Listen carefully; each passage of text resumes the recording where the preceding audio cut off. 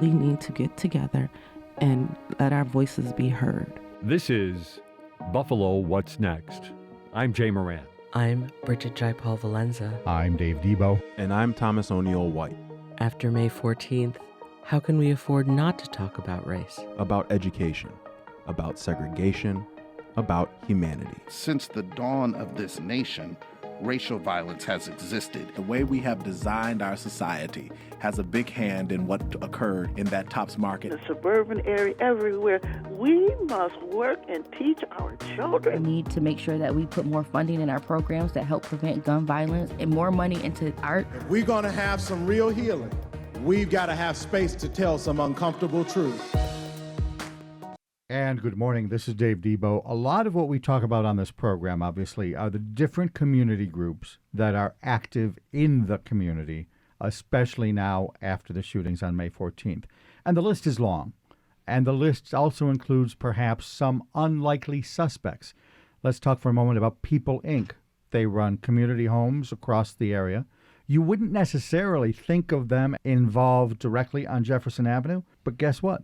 They have community homes right there on Jefferson. Let's talk more about what that means for them and how they reacted to the situation on May 14th. Kevin Horrigan is with us. He's the Vice President of Public Affairs at People Inc., and also Bradford Watts, their Associate Vice President for Community Relations and DEI. Gentlemen, thanks for being here. Thanks for having us today, Dave. Talk about what happened with you that particular day, and then Bradford will bring in you and some of the reaction as the day unfolded. Sure. So we were doing a cleanup that morning, just a couple blocks from Tops on Jefferson, and great community effort. Concluded the cleanup by doing a nice picnic, and to find out later that day, we left probably about 1 that afternoon that the massacre and tragedy occurred right down the street from where we were. So you left and then came back. Yeah, I left about 1, and then later that afternoon, only a couple hours later, I was giving my son a ride home, and he was telling me how his phone was getting text, told me about what happened. So I drove over there and just saw, people running around. Very traumatized, kind of just more of a beleaguered look. So it was something that some people wouldn't go see, and I just felt the need to go there. You had to be there for the sake of, here's the word we're going to use a lot, community. Yeah, exactly. We were just there, and earlier that day, and doing such a nice thing. Now talk about your homes in the neighborhood. We have an apartment building right there. We have hundreds of employees that live in the surrounding area. So right away, the next day, we made a concerted effort to, companies put out their press releases and things like that. And I know to some people that might sound stale. Yeah, or self-serving even. Or self-serving, and there's more to it. What you don't see in the writing is the emotions behind the people that are doing the work, and thinking of the families and the victims and what's going on. And if you don't do it, what kind of company are you? And you're trying to show that you're committed to what's going on and the aftermath of this massacre. And believing in the importance of wanting to step forward and showing a commitment to our hundreds of employees that live in the area that are black and brown. And it's important to show a commitment to them that this has impacted all of us, whether we're white, whether we're black or brown. Talk a little bit about the typical resident, especially there in your facilities on Jefferson. Okay. Obviously, this program discusses community needs all the time. The population in your homes are people who already have some pretty unique needs. Exactly. And then this layers over top. Mm-hmm. Tell me more about that. In that specific building, many of the people are independent. So they're independent seniors, but there are people with disabilities. We have people that it hit home with personally that shop right there. Mm-hmm. We have people that have disabilities that maybe need a better understanding of everything that happened. So right away, our first efforts were to show the people that live there we're with you. We collected food. So we showed by doing this that we're going to be with you in so many ways, which Brad can really talk about the details of that. Then let's bring in Bradford Watts. Talk about the kind of things that you were doing in the community before this event, and then how those events changed after the shooting. Yeah, to Kevin's point, when we, on May 14th, had this community outreach, it's something that we continue to do in wherever we have a presence as the agency. And it's just to continue the relationship building and the opportunities for inclusive openings to those that we serve. And that particular day, this was just something that was, another beautiful day of things that we would engage the community with. And so when hate tried to come in and destroy that beautiful day, and I'm going to emphasize, tried, although it was tragic of what happened, I know on that day, as Kevin said, he just needed to come in and be there as a support to the community in any way possible on that day. The same happened with me. I had my grandson there with us at the cleanup, took him to a basketball game that he had. So we came back, and then I'm taking him home because on that Saturday, that's usually where my daughter and he and his sister, they'll go shop because they live right around the corner from that Tops.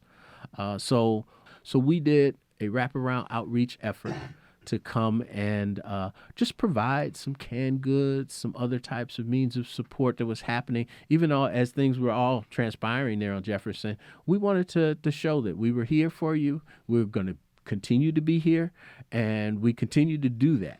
And that's one of the things that I'm so proud to always tout, that's something that's part of our DEI initiatives and values, but it's inherent in the 50-year history of our agency, 50-plus year of our agency. You just said we continue to do that. Mm-hmm.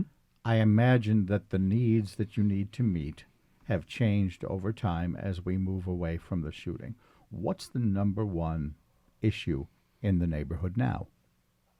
I think right now is the continued effort to collaborate. I think that's one of the growing areas to that. The reason I was so excited, Kevin and I, we listened to the show, we love the show, but we were also told about the show through an advocate now that was really touched by that tragic event, Mark Talley. Sure. Told us about this amazing show. And I think because of what happened. Mark was Geraldine's son, or is Geraldine's son. Yes. Geraldine Talley, one of the victims that was killed. Mark briefly, full disclosure, worked on this program as a production assistant for us.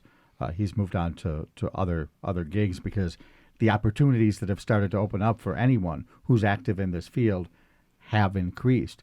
That's kind of what you're talking about, the idea that all of a sudden there's a lot more activism than maybe there was before. Yes, and Mark's that shining example of that. Many of those that were touched in that tragic event have become spokespersons, advocates, have become so involved.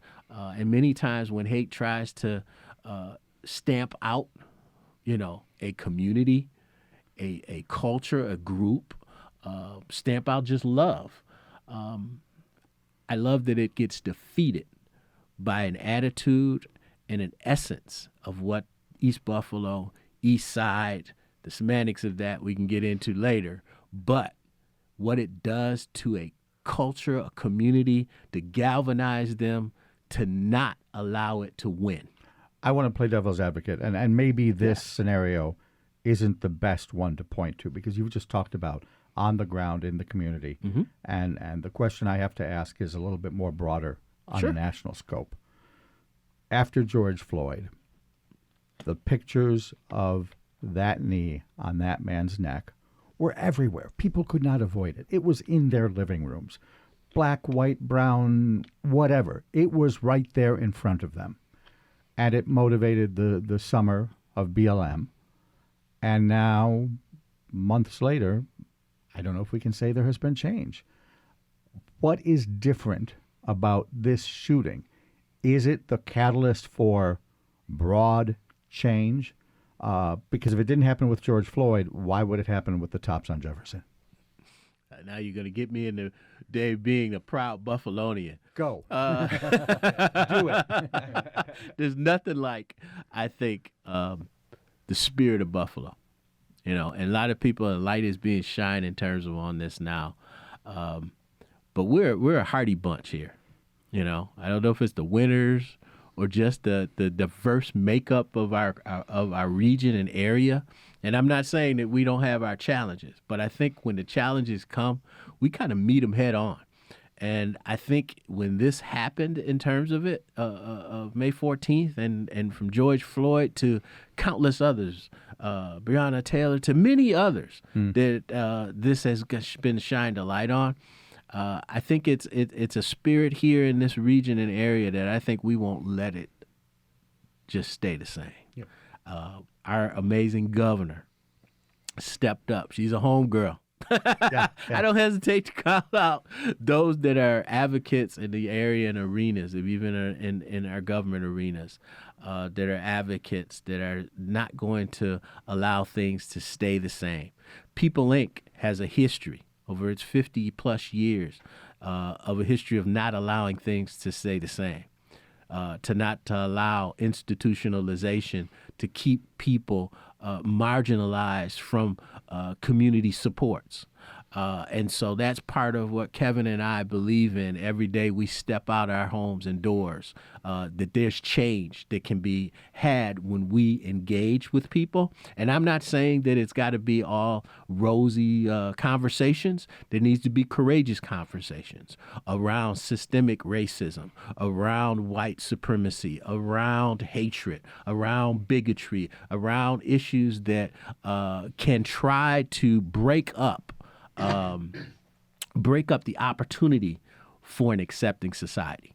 And so I'm always proud to not only tout being a part of our organization at People Inc. and working for this amazing guy, but also that we've got a fabulous leader in Rhonda Frederick. We've got an amazing direct support staff that goes from Rochester to here in our Buffalo region and all around Western New York, to a senior leadership team, to so many others, families, board members, and the community supports that we build when we build the relationships with fellow stakeholders, other professional support agencies, that we come together under the Developmental Disability Alliance of Western New York. There's so much more in that process that everyone comes together to meet, to talk, to sometimes have some tough discourse. Yeah. But the underlying current for that is change, and I believe in it. How many block club leaders do you have on speed dial? Oh. I've got just about all from the region here in Buffalo. I've got countless chambers of commerce, rotaries, and all different groups and areas. I'm going to add you. And I'm gonna add Jay. And I'm gonna we make a concerted effort to really being involved, being on their boards, being part of their policy making decisions. The nonprofit community in Buffalo, I think, is very fortunate, and we're a leader in that area. We back it up by being on the boards and being involved in it, whether they're big or small nonprofits. We partner, and that's the way to do it. Kevin Horrigan is Vice President of Public Affairs at People Inc. Bradford Watts is here. He's their Associate Vice President for Community Relations and DEI. I'm going to ask you, Kevin, the same question that I put to Bradford. What do you right now see as the biggest community need? The biggest community need, I think, right now is to show the ongoing support. You can't forget what happened on May 14th. And people that do should take a step back and just not forget.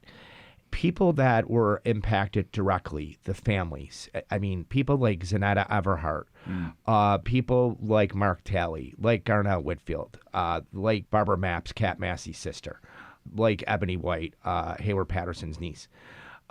These people are stepping up in huge ways to try to make a difference. They're speaking out. These are people that they could have rolled up in a ball and went into a corner, and that would have been perfectly understandable. and they're turning their grief and their anguish into trying to make a difference. And you know what? They can't do it by themselves. They need people like People Inc., supporters like Brad and I, to step up, whether it's monetary, sweat equity, helping them do food drives, book bag drives, supporting their issues or causes, staying in touch and talking to them. And you've seen some of that. There have been efforts to reach out to and work with the families from philanthropy groups, West Her. Yeah. We worked closely with Scott Bueller and West Her the day after, on 5/15, the day after the massacre. Scott Bueller announced with Mayor Brown. Scott contacted Rhonda Frederick, our CEO, and said that he wanted to support the families in any way. And one of the ways that initial discussion was around funeral expenses. But as we know, so many other organizations had stepped up like right away.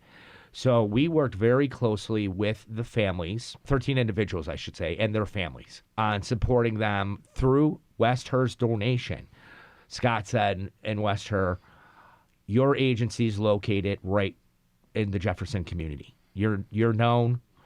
You're a human service agency. We sell cars. We're car dealers. So what we did what a human service agency does. We reached out to each of the 13 families, thanks to Garnell Whitfield, who had already linked up with many of the family members in the first week of what happened. And we were able to meet with them and say, hey, we have this donation.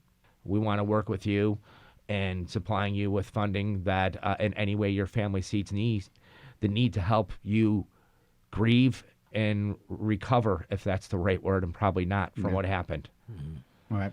At the beginning of this program, one of the sound bites we play almost every day is Reverend Julian Armand Cook. And let's see if I can quote it exactly. It's, in order for us to have healing, we got to face some uncomfortable truths. Mm-hmm. You spoke earlier, Bradford, about the kind of discussions that need to be had. I can't end the program without going there. What has to happen? I think to Pastor Cook, which is a neighbor of mine, in the community's statement, and I'll say it again, it has to be courageous, that the conversations have to be had that are difficult. There are systemic issues that were happening and occurring in the community long before May 14th. And so I think, as Kevin made mention, that we've got these amazing advocates that have not allowed this tragedy to break them, but inspired them to talk about issues at hand. And just like Kevin said, we've got to be able to not only walk the walk, but to talk the talk, but walk that walk, to be an aid, an assistant, to come alongside in times of support and bring whatever we have to the table to make sure that the change does occur. Talk more, though, about the discussion. Yes. Do we need just to fill a room with white people and people of color and say, have at it? In some cases, I know what you mean. Yeah. In some cases, we do need to get into those rooms. But also, we need to step out of our comfort zones. We've seen many people come down from different areas that came down in response. But are you going to come down and go to a church service? Are you going to come and shop at that Tops alongside someone and have a conversation of what I use for community relations and say hello? I say that opens a door to opportunity just by saying hello. I do the most uncomfortable thing that I always do teach my students at Buff State. I'd say, when you get in an elevator, turn to someone that's in there with you and say, hello. How are you today? All right, but in that elevator, there's going to be some awkward silence. Yes, it is, because that usually doesn't happen, right? You push the button, you watch the numbers to get to your floor. So you change that atmosphere. You have that conversation. You step out of your comfort zone on a Sunday morning and say, we're not just going to go to our local church. Let's go down to one of the churches that's down over on the east side and meet some new folks. Let's do that. Let's go down to Jericho Road over on Broadway, not just on Easter time to the Broadway market, but let's go in there and just meet some folks, see if we can be of assistance. Let's exchange some business cards when we're out at some functions, events. Let's do some sit-down coffee events and things. Let's change that dynamic. So it's not, hey, we're going to have a talk about race now. It's just basic human interaction. Let's get to know each other, Dave. And that's what DEI is all about? That's just what it's all about. Diversity is our strength. That's part of our mantra in that, And we know that if we create the inclusive opportunities, there still has to be some equitable changes to occur. But when we step into that zone and we allow for those things to really be discussed, and it doesn't have to be just the beginning stage of that discussion, it can just start in getting to know my name, getting to know who I am, where I come from. And that's part of the DNA in terms of our agency. We do that all the time when we talk in terms of the history of our agency. We just continue moving that needle forward now. I think, too, the diversity, equity, inclusion focus is long overdue. And it's fairly new that companies are focused on it, and it's become a huge focus, and understandably so, and rightfully so, after 5/14. And for an organization like yours, not to say you're not being altruistic, but there's a practical consideration. Your field certainly has some difficulties, not that anyone doesn't, finding people. Yeah. Employees. Yeah. Yeah. Yeah. And you're leading into where I was going. Okay. It's what good hosts do. Yes, you do, Dave. In some respects, of course, what good hosts do. We have, when we discuss developing a focus on diversity, equity, inclusion, our CEO said, we've been doing this for 50 years. Our agency is about working with the community on a more inclusive society, especially around individuals with disabilities. That's what we do. We open people's eyes in the community when we go into a community and say, we want to bring a group home into your neighborhood. We talk to them about our population and our folks and what we do. But yeah, but the other part of it is, as well, is the employment factor, and that we are always hiring, that we are always looking for employees, and this is a great opportunity for people. So I apologize. That's quite all right. And so it's altruistic. It's we have to developing more. People say a more accepting society. Let's say our focus is developing a more accepting and understanding Buffalo. People, if we have a segregated community, just like Brad said.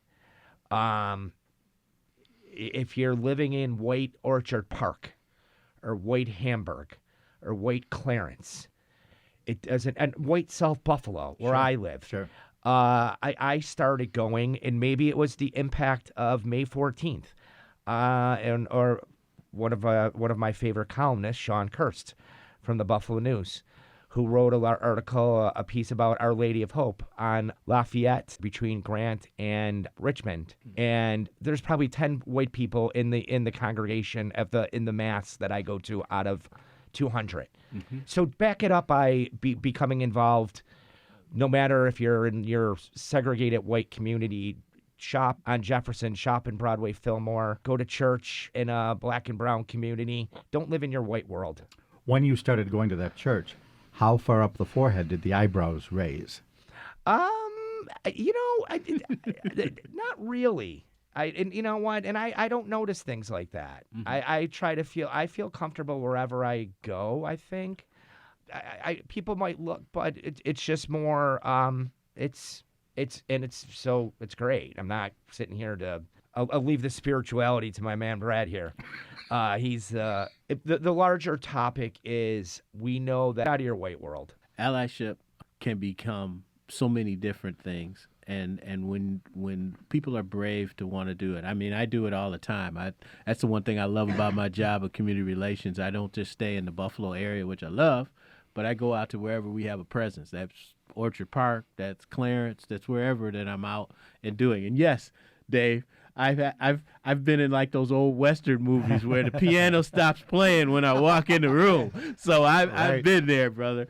But, you know, to Kevin's point, when I first started with the agency, and I won't go into that long detail of the story when I heard that public affairs wanted to talk to me, but when I met Kevin, we actually found so much in common that we had. Just in the differences of South Buffalo to East Side just was blurred because we ended up being at the same high school, didn't even know each other from there, but went to the same college. We're proud Bengals. That makes Bengals. three of us. Hey, Yeah, there you right. go. And you know, and then became not only coworkers, where I became an employee of his, but we became coworkers, we became colleagues, we became friends, we became brothers from different mothers. We became so much more over the time of our relationship through our working environment, but talking and being engaged with one another to where we know our families, to where we know each other in a way, you know, that a lot of people say that's too much of a bromance, but you know, it's a great connection. And I think when you think about that, to know that he stepped up at a point where I was in an emotional upheaval from May 14th, and what he ended up doing with the connections that he had, but the heart and spirit that he had means so much. You want me to get into some things in terms of spirituality? I was on my knees praying of what I was going to be able to do to help in that day after May 14th.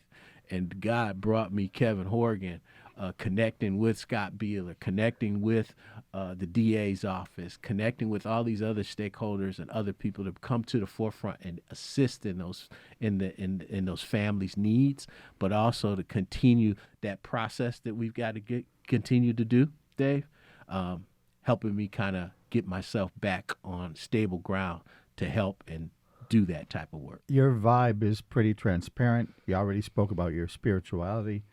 It's almost a moot point, but I do like to ask at the back end of almost any interview the same question. I think I know how both of you guys are going to answer. Are you optimistic? I stay optimistic every morning. I wake up, take that first breath. Kevin?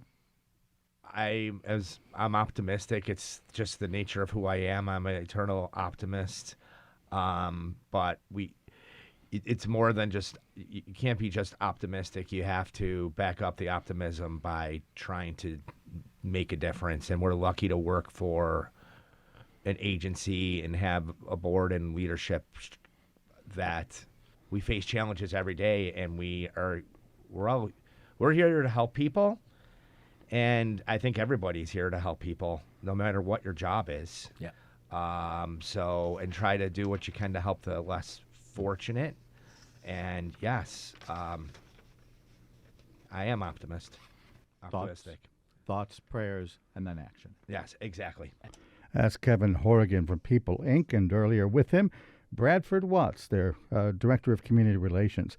This is Buffalo What's Next. Stay with us. After the break, we'll talk with Larry Stitts. In the community, he's known not only for operating a coffee roastery, but really, if you've ever been there, it's almost a community center, a guy who really has the pulse of the community. We'll talk with him after this. This is Buffalo What's Next on WBFO.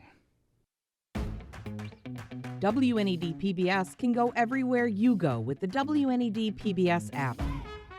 Go to the app to watch shows like Kleinhand's Gift to Buffalo, Frontline, and Compact Science. Even watch on the go with the WNED PBS live stream and a 24/7 stream of WNED PBS Kids. You can also see the full television schedule and what's on right now from the app. Download the WNED PBS app wherever you get your apps. This is Buffalo What's Next, where we have conversations with the community about moving forward. To have your voice heard, press the Talk to Us button on the WBFO app, and we'll work to get your questions and comments on the air. Join us on Twitter @WBFO or email us at news@wbfo.org. Together, we'll have the conversations that are needed. This is WBFO, your NPR station. And good morning. This is Dave Debo. For the balance of the program today, we'll be talking with Larry Stitts. He and his wife, Jacqueline Stover Stitts, operate the Golden Cup, a coffee roastery, a coffee house. You could even call it a little bit of a community center. It's always full. It's in the center of the Jefferson Avenue community, pretty much just a couple of storefronts down from the Tops shooting scene. But it's a business that has been there for quite a while. It's a business that is expanding. And I think that's a story worth telling because there are a lot of people that have said, gee, there are no resources on the east side. There is no expansion on the east side. Larry can push back a little bit against that. Larry, thanks so very much for being with us. Thank you for having me. All right. I wanted to talk a little bit about the Golden Cup. Is it safe to say you really are a little bit of a community center? Anytime I've been in there, and it's only been twice, I've noticed you're packed to the gills with a lot of people from right there around the neighborhood. You're a busy guy. Yeah, it's the only gathering place basically on the east side. You know, we serve coffee, sandwiches, soups, salads. So it's a good place to come in and grab something quick. Our coffee is outstanding, of course. I do the roasting. And it is kind of a community gathering place because a lot of people do come in and have their meetings here. Tell me a little bit about the history. You started out as just a roastery, or have you always been the retail outlet too? No, we started off about 12 years ago. I had went to Cameroon, Central Africa, with one of the politicians from the county to set up a sister city for Buffalo. And the mayor of the capital city that we were setting up was a coffee farmer. And over time, we became good friends through the internet, and he had dual citizenship between Cameroon and between Cameroon and Canada. And with that relationship, he said, "You should do coffee." I said, "No, I'm too busy. I can't do it." And the next thing I know, I was on the internet doing research and found a coffee school in Clearwater, Florida, and went and got my roaster's license. And here I am today. I'm roasting coffee. And it has thrived, you said, for 12 years. Yes. Now, that to me is the interesting part because I think there is an argument, and perhaps one that is even more prevalent after 514, that there just aren't enough resources on the east side, that there is no business on Jefferson Avenue. You've been running a business there for 12 years. Push back against that, but at the same time address whether or not there are enough resources on the east side. Well, like any other business, you know, you select where you want to be as far as location. And we were committed to the east side to start our business here.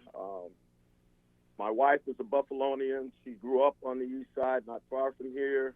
And we made the decision that's the community we wanted to serve, to address the businesses on Jefferson.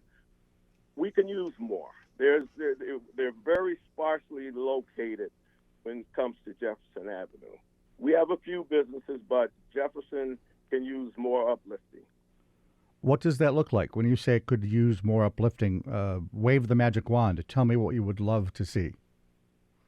Well, I'd like to see some of the chains come in, the food chains, as far as, you know, we know that the McDonald's and the big guys aren't going to come, but the smaller ones, we would love to see them come in, and even some of the mom and pop businesses to come back to Jefferson Avenue and make things happen. I think the opportunity is great right now, and we'd like to see that on the east side here. Are there challenges running a business on Jefferson Avenue that you wouldn't necessarily have if you were on, say, Hurdle or Elmwood?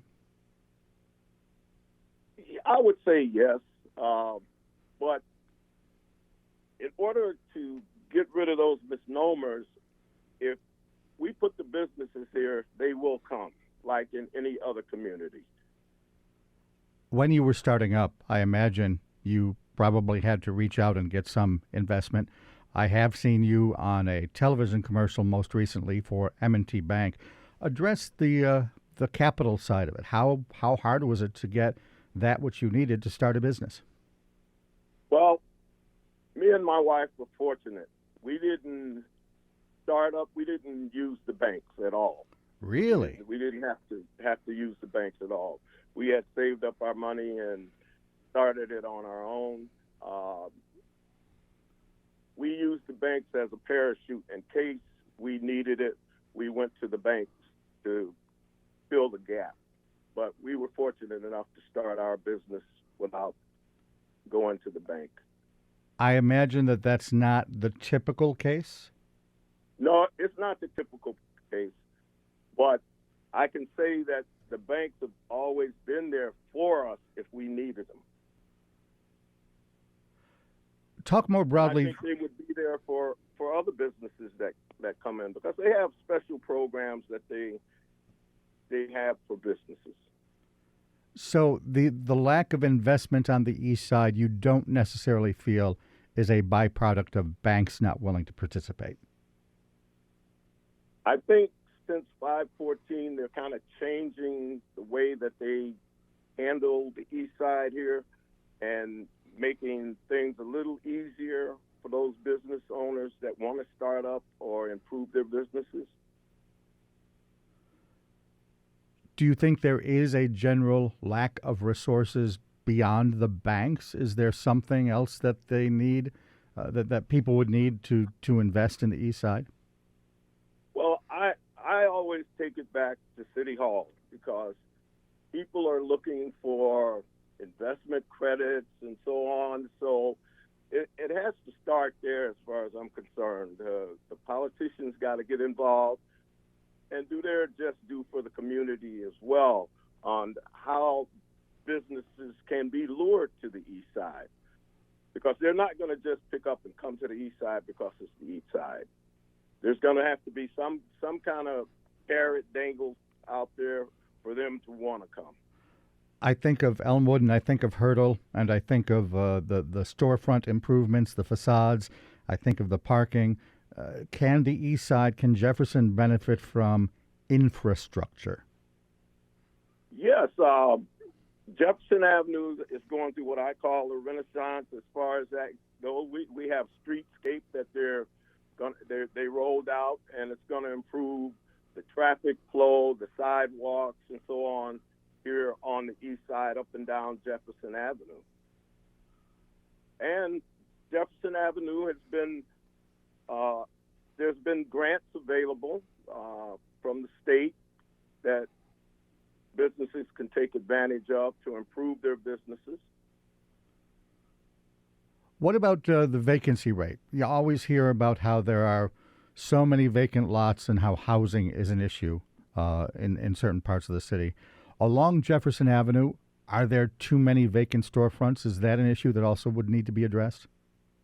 I would say not as many storefronts, but I think there's a lot of vacant lots up and down Jefferson that could be filled with businesses that would come to Jefferson Avenue. Larry Stitts is with us. He's the owner and operator, chief coffee roaster at Golden Cup. He and his wife, Jacqueline Stover Stitts, operate the Golden Cup. They're on Jefferson Avenue now, right near the top shooting scene, in the same building as the Challenger. But I understand, Larry, you're looking at a move to a different spot on Jefferson. You're renovating a building that would be a bigger and better space for you. Tell me about that. Yes, we are. We're excited about that. 1362 Jefferson at the corner of Jefferson and Glenwood. We purchased the building, and we're renovating it, and we hope to be in there sometime next year. It's going to be a much larger space. It'll include our roastery. There will be community space for meetings, and there will also be an incubator for startup businesses there as well. Tell me more about that portion of it. When I think of incubator for startup businesses, my mind goes to maybe the Grant Street Bazaar that Weedy runs, that kind of thing. Is this space where someone would come in and operate their own under your wing? Well, it wouldn't be basically under my wing. We would assist them in helping them get, referring them to business, to organizations that would help them with their business. We would provide office space, and instead of them operating out of their home, they can operate out of a space at the Golden Cup. I see. So their ultimate product delivery, their retail space, wouldn't necessarily be with you, but you'd be there as a place where they can get some extra support. Right, exactly. What kind of support? That's what Jefferson Avenue needs. We have the Beverly Grace Center that provides some of those services, and we just need more institutions that will be willing to help. You've answered my next question. I was just going to say, what kind of things do individual startups need in order to get them rolling? Well, without capital, nothing happens. They will definitely need a road to capital. And once they identify capital, you're going to need a business plan. You're going to need people to help you with that business plan. And you take it from there, and you're on your way. What does that look like? When we say a business plan, is that literally just a roadmap for growth and making sure you have your finances and your checkbook balanced? Well, when you start a business, you got to know where you're going, and you got to know how you're going to get there, and that's what that business plan is going to lay out for you, so that you don't have a lot of surprises, so that you know exactly, am I following that roadmap that was laid out for me to be successful? There's a joke out there that I've heard whenever I watch, war movies, things like that the first casualty of war is the plan. That once you get it out in the field, the business plan or any sort of plan really starts to disintegrate. Are you, 12 years later, still on the plan that you thought you'd have back 12 years ago? Well, we're constantly adjusting our original plan because things don't, per se, work out the way you want them to. So you make that adjustment to cover for that. If you were mayor, what would you, and I don't mean this is a chance to in particular criticize the current mayor, but if you were mayor or if you were in charge of more than you are, is there a new program you would like to see launched that perhaps the city doesn't have right now?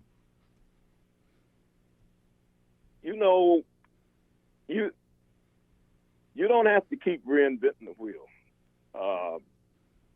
There's been a lot of programs that were put out there that were successful, and you just need to go back in your cadre there and pull those programs back up. I mean, we have statistics on what worked and what didn't work. And so those things that work, you just pull them out instead of trying to reinvent something else. And is that true even more so after 514, or is there stuff that we need to invent now because the spotlight is on all the issues of disinvestment, segregation, housing troubles, etc.? Well, housing is an issue that needs to be addressed. We have sparsely populated lots and things here on the east side, and that needs to be a priority because no matter what kind of business you put on Jefferson Avenue, if you don't have the housing stock to support it, the chances of it failing are greater. To what degree is segregation an issue? Are there enough people on the east side to support east side business, or do you need someone to flock to it like they do perhaps in Elmwood and Hurdle? Well, you're gonna always need someone to flock to it. If you build it, I always say they will come. And if we could keep those dollars in our community, that generates growth right there. And you need that housing stock as well, though, because you give people options, and they don't have to leave their community to get the things that they need. Are there enough reasons for people who don't live on the east side to come to the east side? Yes, I think that we have some interesting things here. I'll just use my coffee shop for an example. We've had a lot of people outside of the community come here and that would have never known about Golden Cup if it wasn't for a tragedy. And, my prayers and my wife's prayers are with those families and individuals that lost their lives. But people seem to flock to where there's tragedy and try to support. Buffalo is a very supportive city. When they say city of good neighbors, I'm a believer in that. All right. After the break, we're going to talk a little bit more specifically about 514 and the businesses along Jefferson Avenue. One of them is the Golden Cup. Larry Stitts is the owner-operator. He is here, and we will continue our discussion in just a bit. This is Buffalo What's Next on WBFO. Watch Love and Respect with Killer Mike, Tuesdays at 7:30 p.m. on WNED PBS. It's a different kind of talk show, hosted by Michael Render, a.k.a. Killer Mike from Run the Jewels, who hosts no-holds-barred conversations with some of today's biggest celebrities and politicians. Tuesdays at 7:30 on WNED PBS. PBS Kids fun and educational content is available wherever you are in Western New York, whenever you want. Live stream the channel at wned.org/PBSKids, and while you're there, you can play games, watch videos from your favorite shows like Daniel Tiger's Neighborhood, Molly of Denali, and Alma's Way. And you'll find resources for parents and teachers. Visit wned.org/PBSKids today. This is Buffalo What's Next, where we have conversations with the community about moving forward. To have your voice heard, press the Talk to Us button on the WBFO app, and we'll work to get your questions and comments on the air. Join us on Twitter at WBFO or email us at news@wbfo.org. Together, we'll have the conversations that are needed. This is WBFO, your NPR station. And this is Dave Debo continuing our discussion with Larry Stitts. He's the owner and operator of Golden Cup Coffee, a roastery, a cafe operating on Jefferson Avenue, almost within, I could say, Larry, a stone's throw of the top shooting scene. You're right on that same corner, but the other side. Am I right? That's right. Yeah. Talk to me about that day. Were you in business then? Were you in the store when things broke out? I was not in the store, but the store was open, and we had staff here. And I imagine the first thing that happened was they called you. Definitely. Once things happened, we did get the call, and my first thing was the safety of the employees, to close the shop and, get out of the area. How long did you stay closed? We probably stayed closed a couple of weeks. Okay. Because we opened back up, and we've been open ever since. I imagine your location and being a coffee shop, I mean, it's a place where people gather, became part of the healing, no? Oh, yeah. And let me just comment on the healing process. This is something that's not going to happen overnight. It's not going to happen in a week. It's not going to happen in a month, a year, or whatever. People lost loved ones through some senseless stuff. And there's a lot of healing that has to be done along those lines.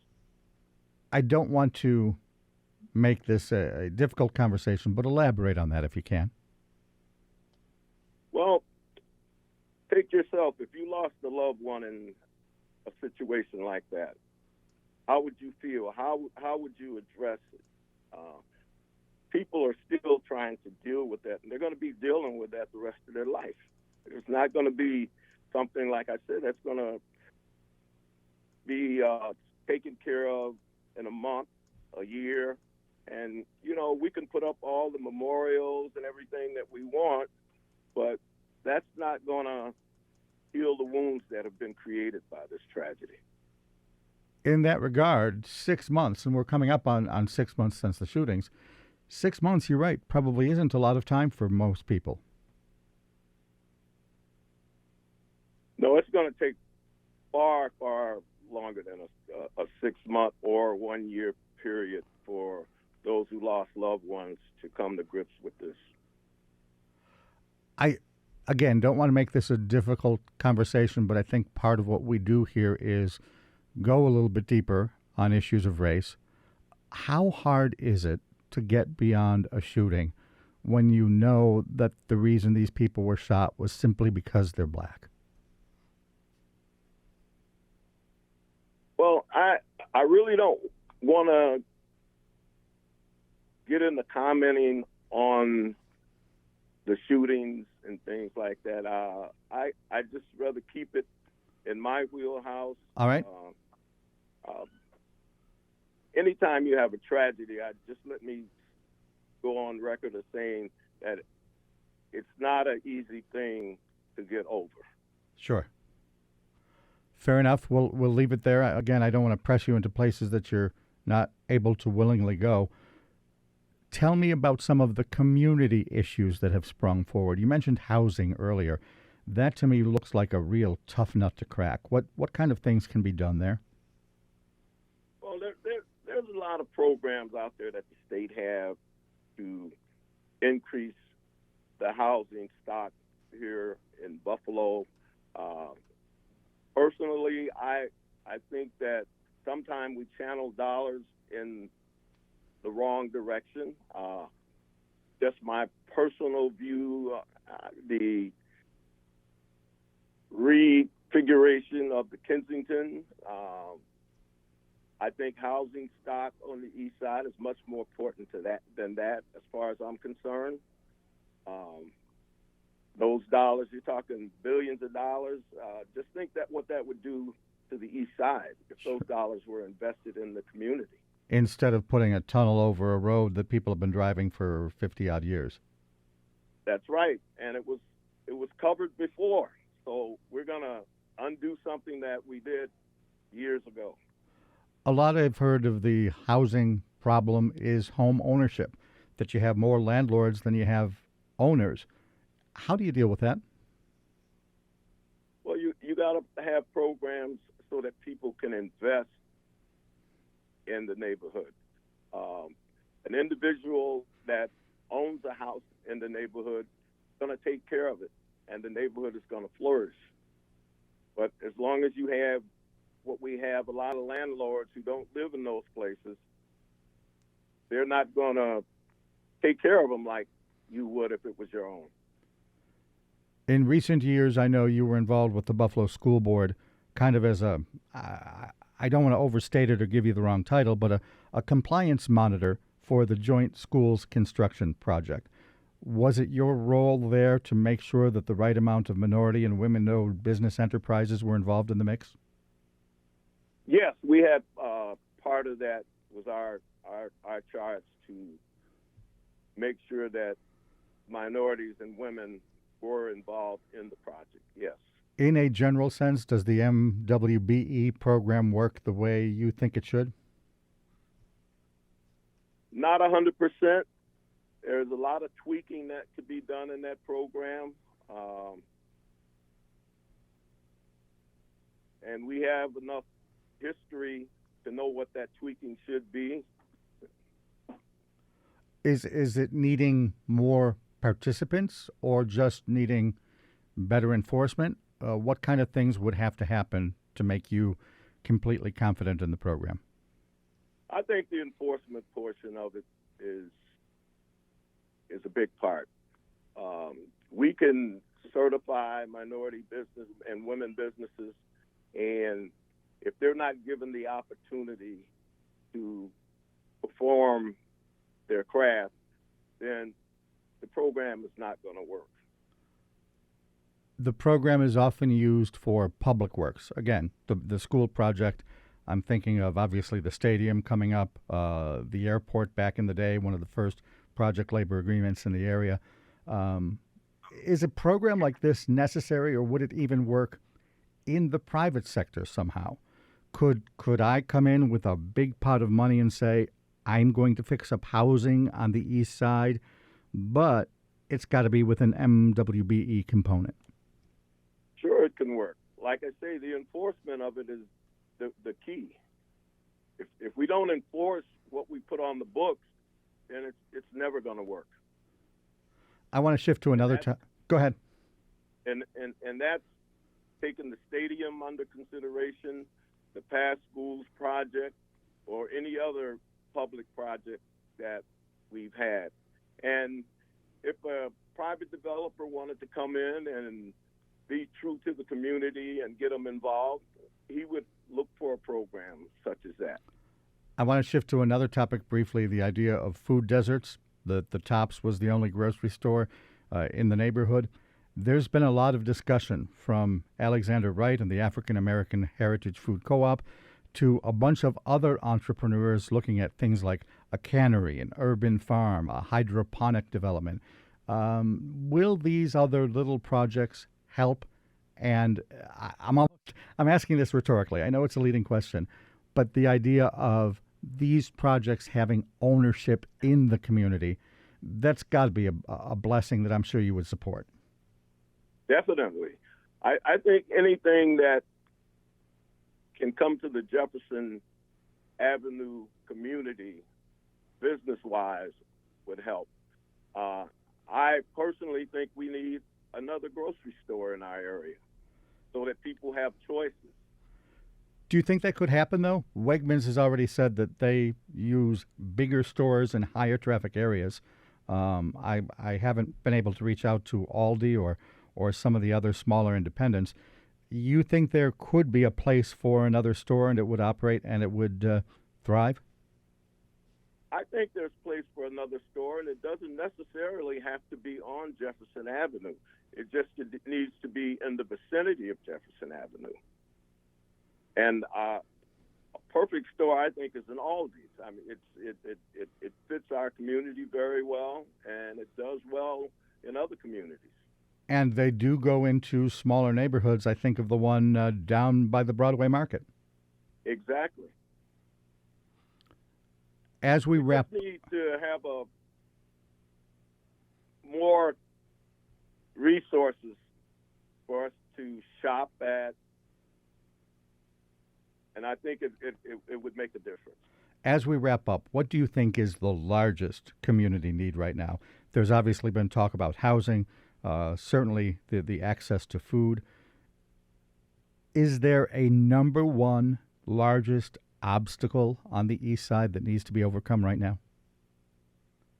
Well, of course, housing to me is a big issue, and business development. I think they go hand in hand.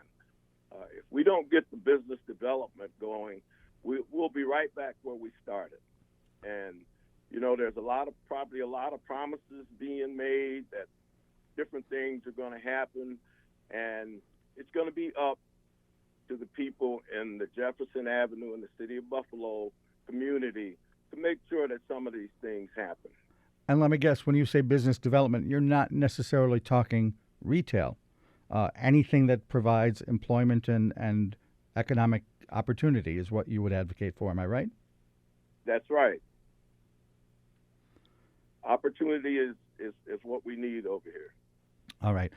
Larry, anything else you need to add before we close here? What does Buffalo need, and how optimistic are you that it could ultimately achieve that and get that?